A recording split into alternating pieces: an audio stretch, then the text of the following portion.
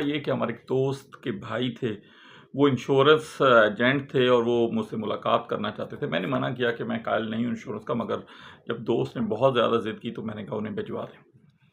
थोड़ी बातचीत के बाद उन्होंने मुझे फरमाया कि आपके लिए ज़रूरी है इंश्योरेंस, खुदा न खास्ता आपकी डेथ हो गई तो जो घर के आपकी बीवी, आपके बच्चे जो आप पे डिपेंडेंट हैं, उनका क्या होगा? देखें, आपको अगर आप फौत हो जाते हैं तो आपको कम से कम 3-4 लाख आपका खर्चा है वो चाहिए, वो उनका पूरा होता रहेगा।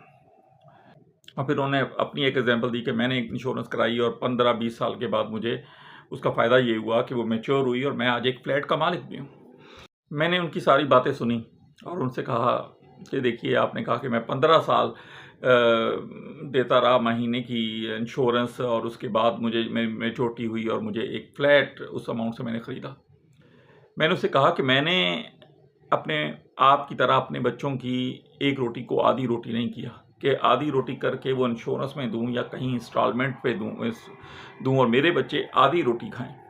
मैंने पूरी रोटी खाई और खुल के खाई, लेकिन मेरे रब ने मुझे 15 साल पहले एक फ्लैट दे दिया था और ऐसे दिया था कि यकदम मेरे रब ने मेरे लिए अरेंज किया। आज मेरे पास घर नहीं था और 1 हफ्ते के अंदर मेरे पास घर था। ना मैंने कोई बीसी डाली, ना जमा किया। मेरे रब ने मुझे मेरे प्रोफेशन के थ्रू मुझे अमाउंट दे दिया।